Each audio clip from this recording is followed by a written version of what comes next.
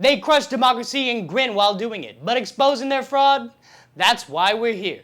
Stay tuned. When Jamie Raskin asked state attorneys general what it means to uphold the rule of law, not the rule of a wannabe king, their answers became a direct rebuke of Trump's authoritarian fantasy. Thanks, Senator Schumer. We're going to start with questions with Congressman Raskin. Thank you very much, Senator Durbin and Senator Schumer. Thanks for joining us and for your powerful leadership on behalf of the rule of law and the Constitution in New York and all over the country. Your citation of Senator Warnock reminds me of something that Ben Franklin said, where he said, I've observed that wrong is always growing more wrong until there's no bearing it anymore, but that right, however opposed, comes right at last. And so Warnock paraphrased Benjamin Franklin. Well, they were thinking along parallel lines, undoubtedly. Thank you, Jamie. Thank you for joining us. I want to recognize my Democratic colleagues who've joined us today. Hank Johnson from Georgia, Ted Lieu from California, Deborah Ross from North Carolina, Chuy Garcia from Illinois, Mary Gay Scanlon from Pennsylvania, and Becca Ballin from Vermont.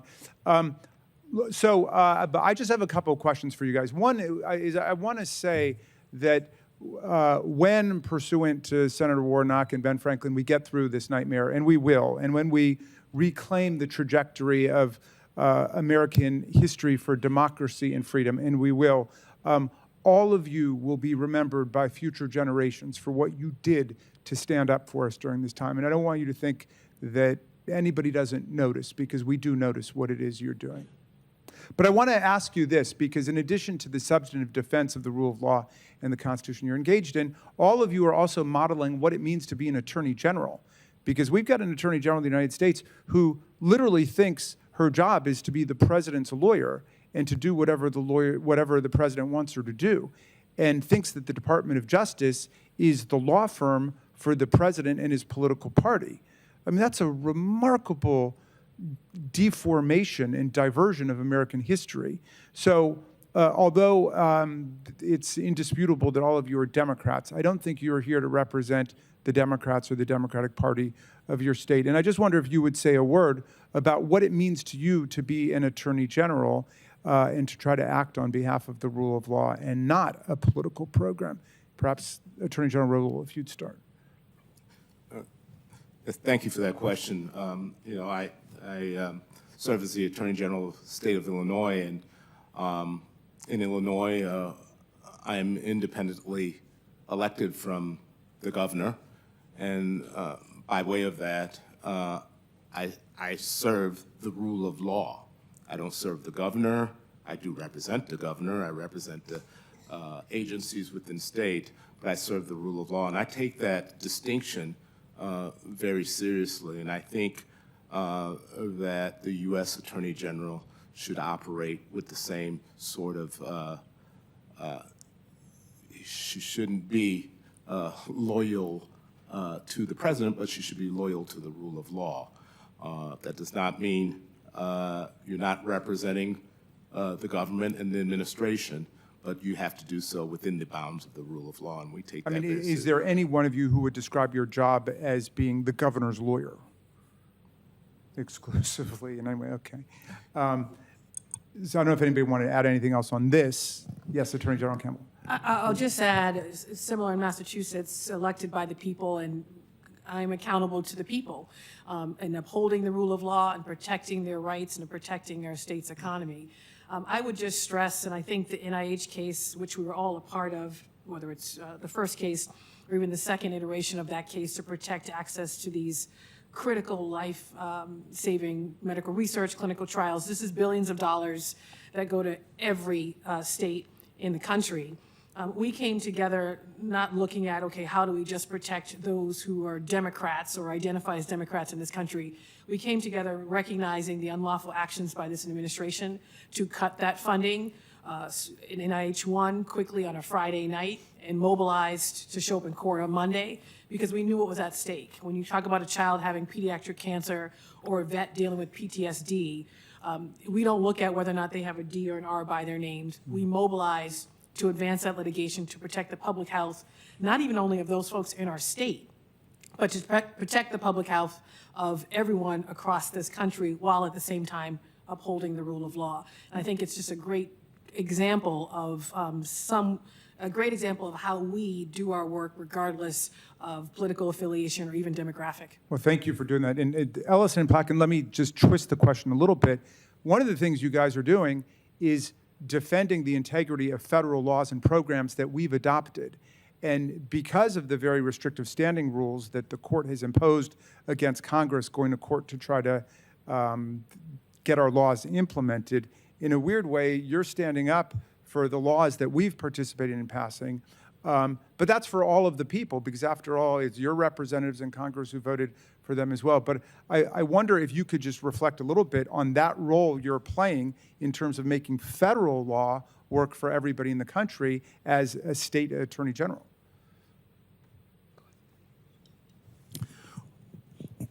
Chairman Raskin, we regard the laws that Congress passes as fundamentally the prerogative of the people who populate this country and send members to Congress. And so for an executive to usurp the role of Congress in appropriations or establishment of agencies or anything like that, we view as an outrageous overreach that simply cannot be tolerated. As I noted in my comments, the things that the president is trying to do, you probably can do if you follow the rules, but you cannot do it vis-a-vis executive order or edict or proclamation or this is how I feel this morning. The fact is that there are procedures that they can follow. They got to go to Congress. You want to abolish the Department of Education, as horrible of an idea as I believe that is, you have to go through Congress to do that. So he's not only doing things that I think are harmful to the American people, he's doing them in a way that is harmful to our system of justice and democracy. Great. And then finally, forgive me. I was just going to note, Representative Raskin, that what you said at the start of this is the core of many of the lawsuits we filed. Article 1 gives this body the broadest powers, particularly when it comes to passing laws, spending money. And a bulk of the cases we have talked about and have brought have been the president. When we say he can't act like a king, it means he can't take actions that you have done and put into law, signed into law by a president, passed by a Congress, and decide on a whim that he wants to, say, convert a Department of Transportation highway program into an immigration enforcement program. That is not what the Constitution allows. And so our lawsuits have been about standing up in many ways for the authority of this body to do the important work that it does. Let's get something straight. This wasn't just another panel hearing, it was a constitutional intervention. Congressman Jamie Raskin, flanked by fearless Democratic attorneys general, just delivered a devastating reality check to the lawless fever dream the Republican Party is pushing. The dream of a president who rules like a monarch, accountable to no one, not to Congress, not to the courts, and certainly not to the American people. And at the center of this showdown, a simple but radical idea. The law comes first. Not loyalty, not Trump, not vengeance. The law. Now contrast that with the Republican fantasy, installing a president who can wipe away laws with a tweet, hijack federal programs for political vendettas, and turn the Department of Justice into his personal hit squad. What we saw in this hearing is the Democratic firewall standing firm against the coming flood of authoritarian rot. Jamie Raskin, professor of democracy, general of truth. When Raskin invoked Ben Franklin's warning, that wrong only grows more wrong until it's unbearable, he wasn't waxing poetic. He was sounding the alarm. He framed the crisis bluntly. We've got an attorney general who thinks her job is to be the president's lawyer. A remarkable deformation of American history. Yes, yes, yes. Because what Pam Bondi, and by extension MAGA, wants is exactly that. An attorney general who serves the president like a mob conciliaire, not the Constitution. Raskin reminded us what every child should learn in civics class. The DOJ is not the president's personal law firm. The AG is not a shield for criminality. And yet, under Trump, and potentially again under a second term, that's exactly what they want to create, a DOJ that jails enemies and absolves allies. The AGs, true guardians of democracy, Illinois. AG Kwame Raoul put it best. I serve the rule of law. I don't serve the governor. Simple, powerful, and utterly alien to today's Republican Party. In Republican-led states, AGs are too often political flamethrowers, filing lawsuits not to defend rights, but to block them. Think, banning books, attacking LGBTQ+ rights, criminalizing abortion, undermining voting access. That's the MAGA vision. But here, these Democratic AGs showed us what real public service looks like. AG Andrea Campbell of Massachusetts echoed this. We didn't look at whether someone had a D or R by their name. We mobilized to protect public health. That's not just a soundbite. It's a mission statement. When Republicans gut NIH funding that helps children with cancer or veterans with PTSD, these AGs rush to court, not to score political points, but to save lives. This is the beating heart of the progressive movement. Policy grounded in people, not party. Justice rooted in care, not cruelty. Defending Congress from a power-hungry executive. Let's not miss the genius of Raskin's pivot. He rightly points out that these AGs are defending not just their states, but the very authority of Congress. Keith Ellison nailed it. For an executive to usurp the role of Congress, we view as an outrageous overreach. Exactly. MAGA Republicans love to whine about executive overreach until it's their guy doing it. Then suddenly, a president who governs by decree, rewrites agency missions, and flouts Congress isn't a tyrant.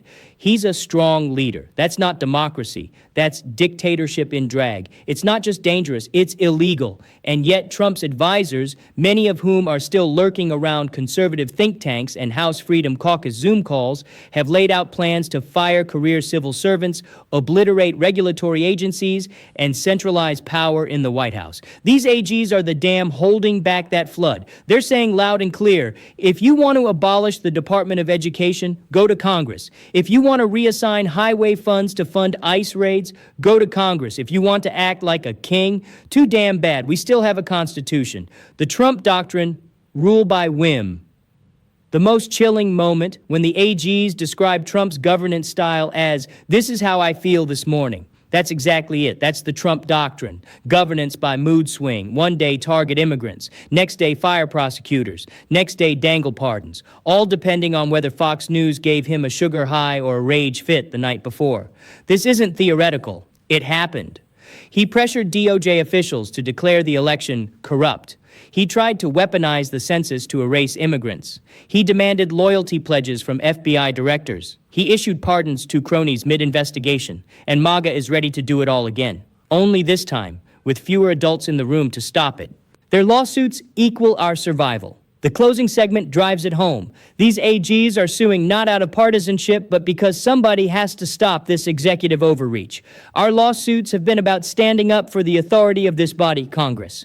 Why? Because the courts have kneecapped Congress's ability to sue the executive. So these AGs are doing it instead, to enforce the laws we pass, to stop a lawless president from ruling by proclamation. Think about that. In a functioning democracy, that should be Congress's job. But with MAGA Republicans gutting oversight and enabling autocracy, Democratic AGs are all that stand between rule of law and a king with a Twitter account. Let's be clear, this wasn't just a constitutional seminar. It was a call to arms. Jamie Raskin and these Democratic attorneys general aren't just defending statutes. They're defending democracy itself.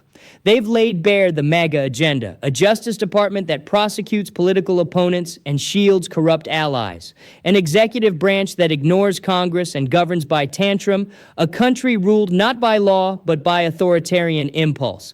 Against that backdrop, these AGs represent something sacred: accountability, constitutionalism, courage. They don't serve governors, they don't serve presidents, they serve us, the people, the rule of law, the idea that no one is above it. And for that, they are being attacked, smeared, and targeted. Because fascism always comes for those who hold the line. Raskin reminded us, right, however opposed, comes right at last, but only if we fight for it. These AGs are fighting. Raskin is fighting. Are we? This is the front line of the fight for democracy. Share this video.